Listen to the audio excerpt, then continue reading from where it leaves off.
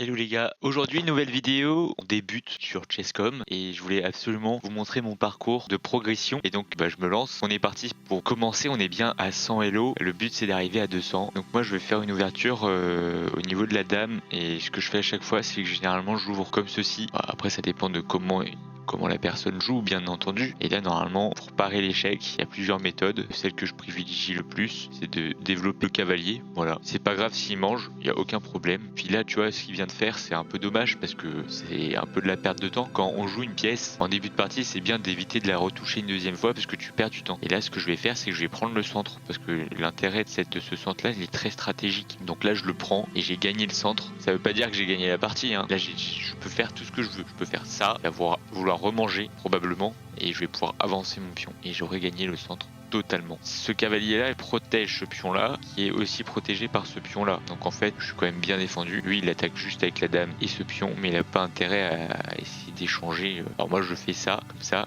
je gagne beaucoup d'espace. Alors j'aurais pu titiller un petit peu l'adversaire en remangeant du cavalier, mais je pense que c'est bien de prendre plus d'espace avec ses pions parce que ça l'empêche d'agir. Par exemple là il peut difficilement sortir son cavalier, il est menacé par le pion. Enfin bref, c'est quand même plus compliqué pour lui d'agir. Maintenant je pense que la prochaine chose que je vais faire là en réfléchissant, c'est que je vais continuer mon développement. Je vais sortir mon cavalier là, ça dépend de comment il va jouer hein, bien entendu, mais dans l'idée ça serait de développer le cavalier, ensuite de sortir le fou, de pouvoir roquer pour mettre son roi à l'abri, de, comme j'ai sorti le cavalier, mettre mon fou en vis-à-vis de son fou. Enfin bref, là je sais pas trop ce qu'il compte faire avec cette attaque là, et comme je vous ai dit je sors le cavalier. Non seulement en sortant le cavalier je menace le fou, même si bien sûr il est défendu par la dame. Voilà, je pose une question: que veux-tu faire de ce fou par exemple?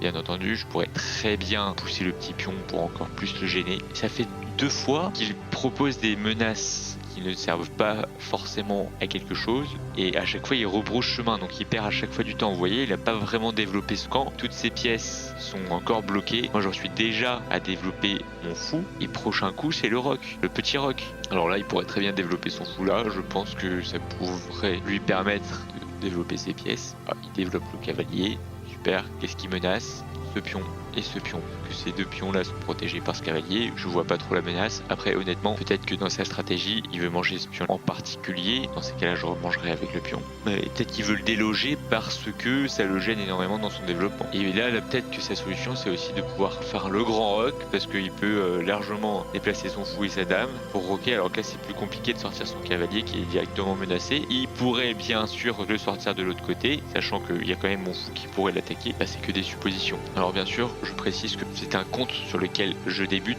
alors évidemment j'ai pas ce niveau là en réalité, mais j'essaie de me mettre dans la peau d'un débutant et de voir comment on peut réfléchir quand on débute. Et là je fais pas forcément des moves très intelligents, mais je trouve que je fais des moves logiques. Voilà, décide, peut-être que c'est une bonne chose d'attaquer ce pion qui est défendu 2 fois. J'ai pas d'intérêt à le bouffer parce que ça va affaiblir cette zone. Après ça va aussi lui permettre de se développer, j'ai pas intérêt à le sortir tout de suite. Il va bouffer, je vais pouvoir le bouffer avec ce pion là, et il aura pas d'autre choix que de bouffer avec ce cavalier là pour le déloger. Il aura plus de petits pions pour pouvoir le bouffer, donc il perdra forcément une grosse pièce. J'ai pas intérêt à faire ça. Je vais mettre ma tour devant. Pourquoi? Parce que comme le roi est toujours là, donc je vais mettre ma tour sur cette colonne semi-ouverte qui risque de s'ouvrir assez rapidement s'il y a des échanges de pièces, et ça pourra peut-être clouer une des pièces. Après dans l'idée ce serait que je recule le fou, que je mette madame, parce que à tout moment il peut roquer de ce côté, et ça serait très bien stratégiquement que madame soit déjà en place. Il fait ça évidemment, j'avais dit que je le rebouffais, et là il pourrait très bien bouffer avec le cavalier, et je sais pas ce que je ferais.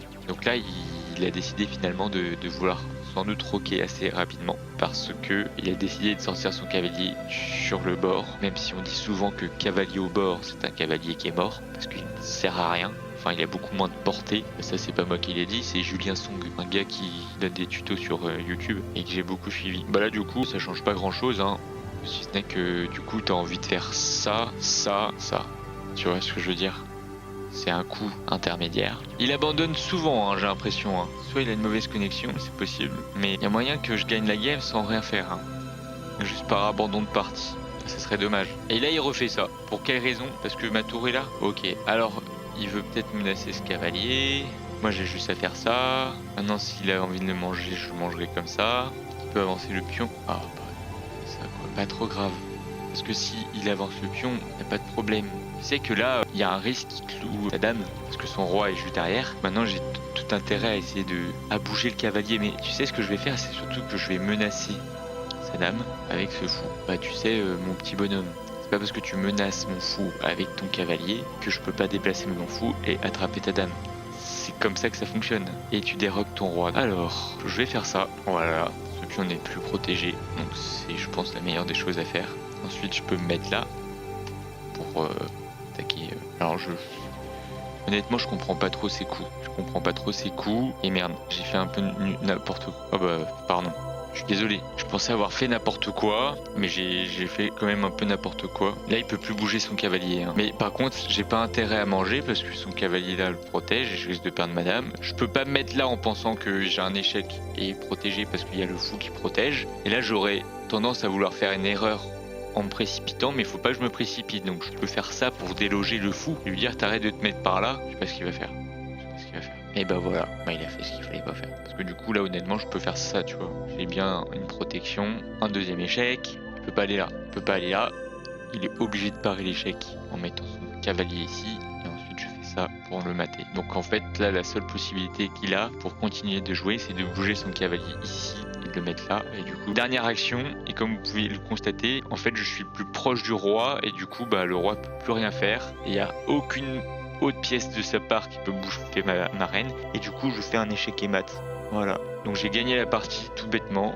Y a pas, je pense pas grand chose à faire, peut-être revisionner la partie, mais je pense pas, on va pas analyser ce genre de partie, on analysera des parties un peu plus où il y aurait eu un peu plus d'action, où j'aurais fait peut-être potentiellement des erreurs. Là il y a sans doute des erreurs que j'ai faites, mais je pense qu'on aura d'autres parties dans lesquelles je ferai encore plus d'erreurs et ce sera encore plus intéressant de les voir. Merci beaucoup les gars d'avoir visionné la vidéo. N'hésitez pas à vous abonner pour continuer à suivre mes aventures de débutant dans les échecs. A bientôt, peace.